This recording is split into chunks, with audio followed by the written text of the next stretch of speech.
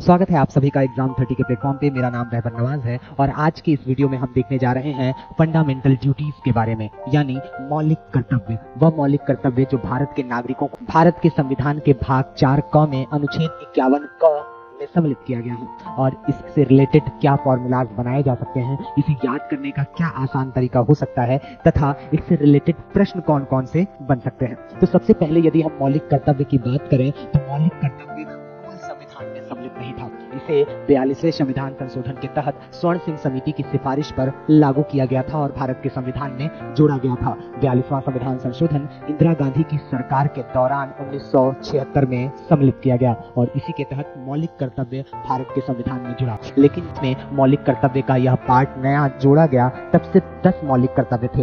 बाद में 86 संविधान संशोधन के द्वारा 11वें नंबर का फंडामेंटल ड्यूटीज इसमें सम्मिलित कर दिया गया, जो 6 से 14 वर्ष के बच्चों को शिक्षा दिलाने के लिए माता पिता के कर्तव्य के बारे में बताता है। तो चलिए हम देखते हैं मौलिक कर्तव्य। प्रारंभ में मौलिक कर्तव्य की संख्या 10 थी, लेकिन 86वें संवैधानिक संशोधन द्वारा इनकी संख्या 10 से 11 कर दी गई। क्या है वो मौलिक कर्तव्य? पहला है, समस्त भारतीय नागरिकों को संविधान का आदर सम्मान करना होगा और साथ ही उसके सर्वमान्य मानक उसका पालन करना होगा। इसके साथ ही तिरंगा और राष्ट्रगान का आदर और सम्मान करना होगा। कभी भी किसी राष्ट्र की जब हम बात करते हैं तो सर्वप्रथम उसके राष्ट्रगान, उसके तिरंगे की बात आती है, उसके नेशनल फ्लैग की बात आती है। तो ऐसे में सबसे पहला अगर होगा फंडामेंटल ड्यूटी, तो जाहिर सी बात है कि संविधान, राष्ट्रगान और राष्ट्रगीत की बात हो रही होगी। फिर उसके बाद जिन गौरवपूर्ण व्यक्तियों के कार्यों ने हमें आजादी दिलाई और भारतीय स्वतंत्रता संग्राम में जिन्होंने अपना बलिदान दिया, उनका आदर और सम्मान, यानी राष्ट्रीय आंदोलन की चेतना को अपने अंदर समाहित करना और उसे हमेशा याद रखना, ये हमारा मौलिक कर्तव्य होगा। जाहिर सी बात है, जिसकी बुनियाद पे संविधान बना, जिसकी बुनियाद पे राष्ट्रीय ध्वज, राष्ट्रीय गान बनाए गए, हमें आजादी मिली, वो महानतम राष्ट्रीय आंदोलन की जो चेतना है, जो यादें हैं, हमारे मन मस्तिष्क में हमेशा शामिल रहनी चाहिए। तीसरा है राष्ट्र की एकता, अखंडता, संप्रभुता की रक्षा करना तथा उसका आदर और गौरवपूर्ण सम्मान करना। किसी भी राष्ट्र के नागरिक का यह कर्तव्य होता है कि वो अपने राष्ट्र की एकता बनाए रखे, उसकी अखंडता और प्रभुता को अक्षुण्ण बनाए रखे। इसलिए मौलिक कर्तव्य में इसे सम्मिलित किया गया है। राष्ट्र की विचारधारा और राष्ट्र के आदर्श मूल्यों की रक्षा करना, यानी राष्ट्र की रक्षा के लिए हमेशा भारत का नागरिक क्या होगा? प्रेरित रहेगा। ठीक है। फिर है भारतीय संस्कृति का संरक्षण कर उसे बढ़ावा देना, यानी भारत की समृद्धशाली संस्कृति में वृद्धि हो सके, इसलिए प्रत्येक नागरिक का यह कर्तव्य होगा कि वो भारतीय संस्कृति को समझे और भारतीय संस्कृति का आदर करे। फिर उसके बाद है प्रत्येक नागरिक को एक समान आदर सम्मान देना और प्राप्त अधिकारों का सम्मान करना। आपकी स्वतंत्रता वहीं तक है जहां से दूसरे की स्वतंत्रता का हनन ना हो रहा हो। ऐसे में यह आवश्यक है कि प्रत्येक नागरिक एक दूसरे के मिले हुए अधिकारों का सम्मान करें और एकता के आधार पर देश में सहचर का पालन करें। इसके साथ ही अगला है प्राकृतिक संपदा का संरक्षण करना, वैज्ञानिक मानदंडों को अपनाना।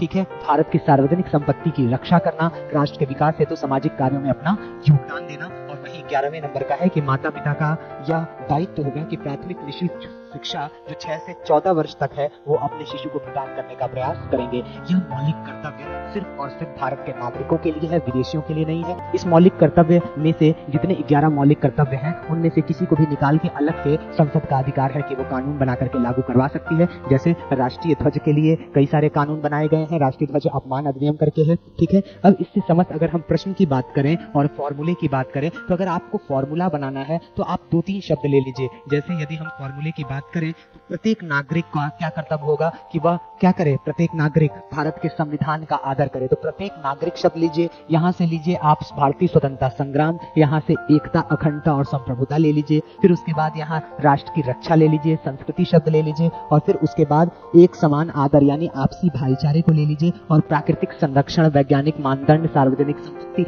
ऐसे एक-एक शब्दों को लेकर के आप चाहे तो मिक्सचर बना सकते हैं और अपने अनुसार फॉर्मूला बनाने की कोशिश करिए। हम चाहे तो कई सारे फार्मूलाज आपको दे सकते हैं, जैसे हम फॉर्मूला बनाए हुए हैं। यहाँ पे आप देखिए संविधान है तो हमने फॉर्मूला बनाया है SAAV, यानी S से क्या? संविधान, और फिर उसके बाद A से आजादी, फिर A से एकता, अखंडता, फिर उसके बाद V यानी राष्ट्र की विचारधारा। तो फॉर्मूले बनाए जा सकते हैं, लेकिन यदि आप स्वयं फॉर्मूला क्रिएट करेंगे तो उसको एग्जामिनेशन हॉल तक याद रख पाएंगे, क्योंकि वो आपका क्रिएशन होगा, आपने उसका निर्माण किया होगा। आइए अब देखते हैं कि कैसे प्रश्न इससे संबंधित आ सकते हैं। पहला प्रश्न आ सकता है, भारतीय संविधान में जो मूल कर्तव्य 42वें संविधान संशोधन के तहत जोड़ा गया वो किस देश से सीखा गया था? तो वो पूर्व में जो सोवियत संघ था, अभी वर्तमान में रशिया है, तो उससे सीखा गया है, वहां के संविधान में ये शामिल है। नागरिकों के मूलभूत कर्तव्य को किसकी सिफारिश पे शामिल किया गया था? मैंने बताया सरदार स्वर्ण सिंह समिति। एक और चुनाव में वोट देने का कर्तव्य और कर अदा करने का कर्तव्य भी की इन्होंने सिफारिश की थी, लेकिन उसको सम्मिलित नहीं किया गया था।